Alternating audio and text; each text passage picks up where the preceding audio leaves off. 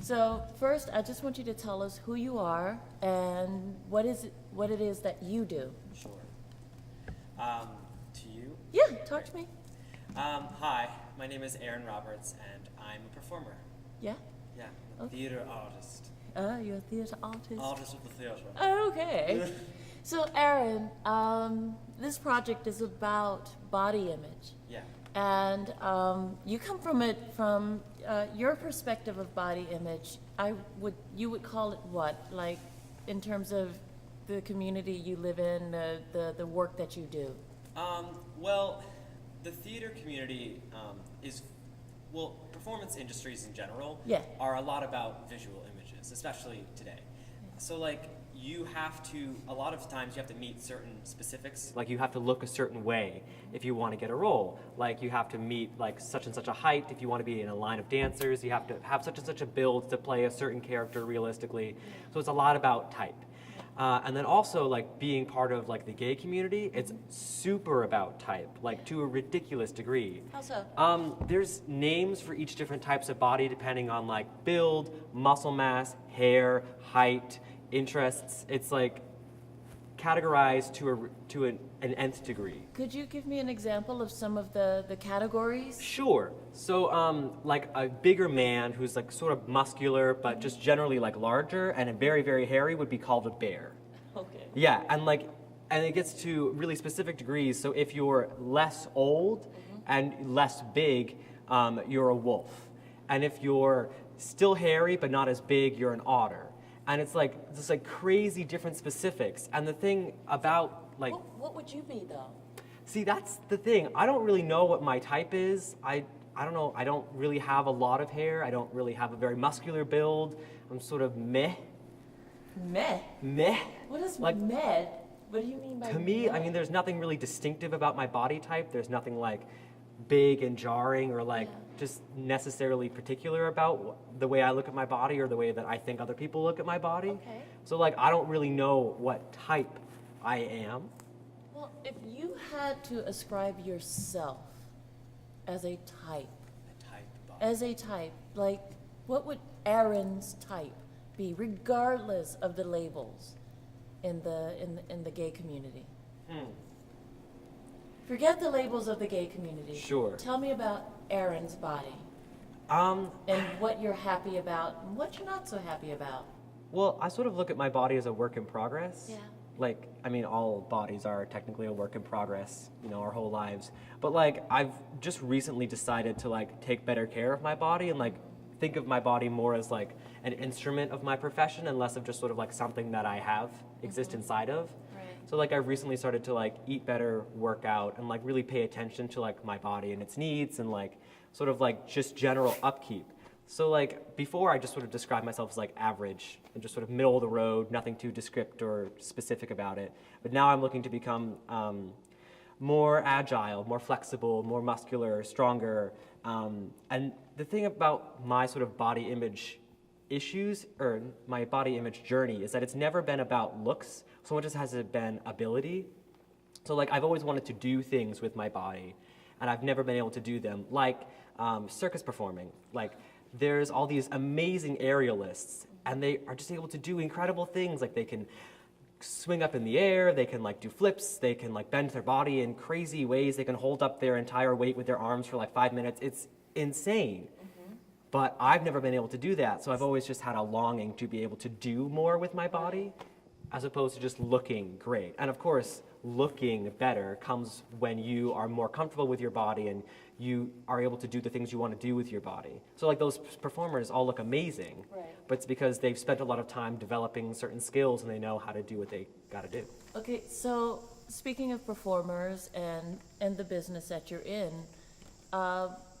who would be a celebrity whose body type or whose body you would like to look like?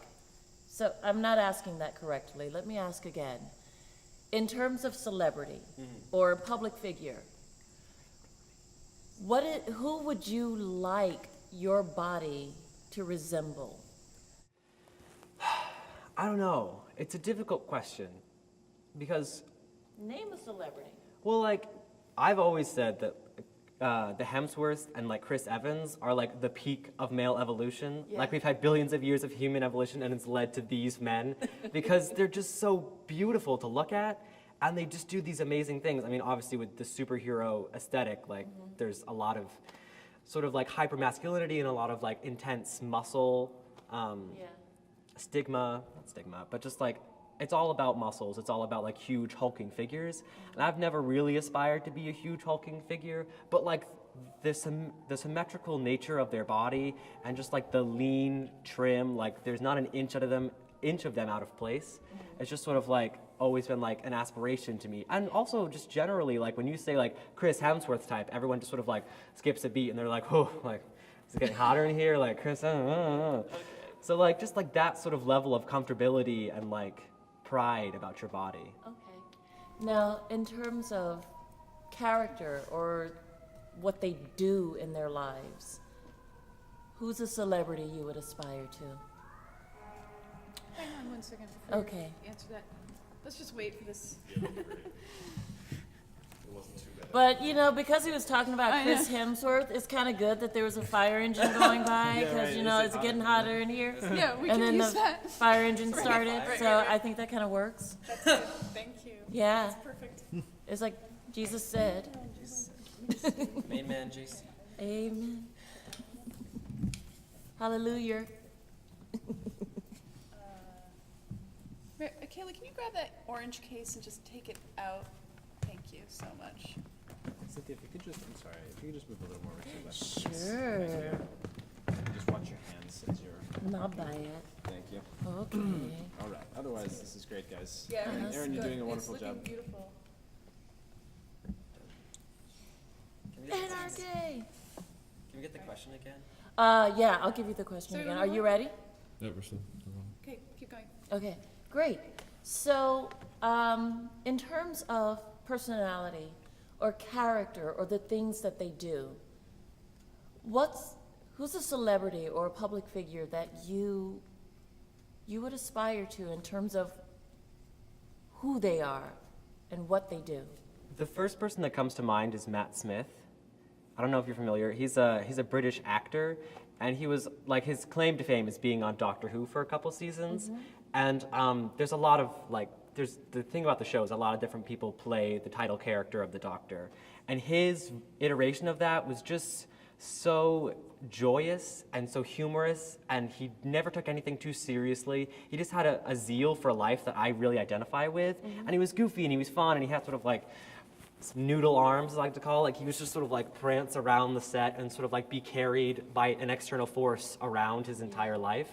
And like I really identified with that, and it was just so much fun to watch him have so much fun in his work. And you could just tell that like that was just an exaggerated form of his personality watching it. And so that to me like about personality and about like zeal for life, that it makes me think of Matt Smith. Okay, great. Are there actors who have public works that, you know, charity work or foundations or things like that, who give something back, thinking of social change, Right. who give something back to the community? Anybody that you can think of that you really admire in terms of what they do for their communities? Sure. I mean, again, another British actor, Sir Ian McKellen, comes to mind because he and I sort of had a similar idea about like coming out publicly about our sexual identities because he was sort of living a nice, quiet, gay life out to the people he knew, but not out very publicly.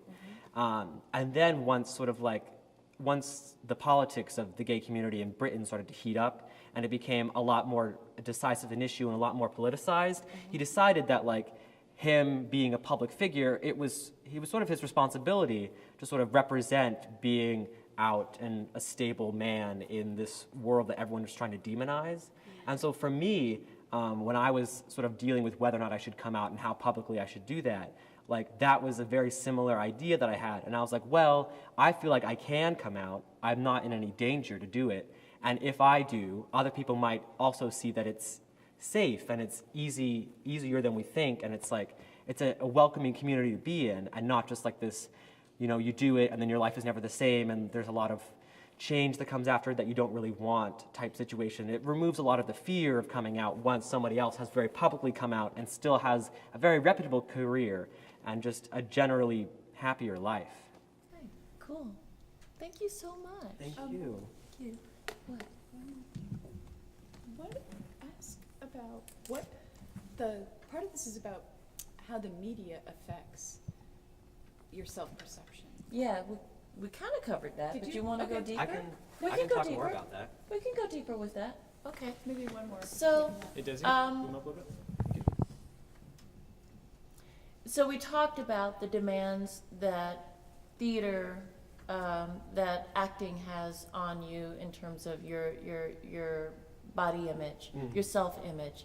But what are some of the demands that, in your estimation, with words? Okay, in your estimation, what are some of the demands that the media places on people in terms of body image? Well, I think there's like basically two types of idealized hot Yeah. in like the media world. And for men, it's a lot of hypermasculine, muscled, tanned, like 0.2% body fat type of like broad shoulders, 6'5", just like hulking figures of like Greek chisel. And it's just, for me, like that was really destructive when I was younger because when I first started discovered body issues is like when you hit puberty, like a lot of people do. And the bad thing about that is that when you start to care about what your body looks like, your body goes to shit because it's puberty and like everything falls apart and your lengths don't agree and your body's like in different stages of growing and you have patchy hair and your skin's like breaking out all the time and it's just bad. So for me, when I was like going through puberty and also discovering my sexuality and like looking at a lot of these pictures of idealized men who had been photoshopped and went to the gym and never ate a carb in their life and like all this stuff that I just was not going to be able to do as a 13-year-old boy, it was disheartening because I never felt that I could fit in not only to the gay community, but just in terms of like general regulation hotness. Like I was never going to achieve that standard as like a 13, 12-year-old boy. And of course, looking back, it was ridiculous for me to think that because I was nowhere close to like any sort of stable adult ability to like do work on my body or like if I had tried to achieve that standard, I would have definitely harmed myself in terms of like not having the right food, overworking myself, and just generally, it would have been a bad situation. So I'm very glad that I sort of escaped that with only like mental scars and not like physical like damages. But it's really damaging the way that we look at like hotness and like the way that we aspire to certain beauty standards, especially now that like everything's photoshopped and everything's retouched and digitally imaged, that like these standards are literally unattainable. Like you cannot get to these sizes and get to these shapes and these angles and these skin things that these people in these magazines and TV ads and all this stuff has, because it's physically impossible. Human bodies can't look like the way that they want you to look. Okay, great. Thank you. Thank you. There's more? One. Uptown, funk you up. Uptown, funk you up. Say, what? Uptown, funk you up. Uptown, funk you up. Uptown, funk you up. Uptown, funk you up. Say, what? Serious professionals. I know, right? And scene. Thank you, sweetie. Thank you. Thank you. That was great. Next. Before you walk.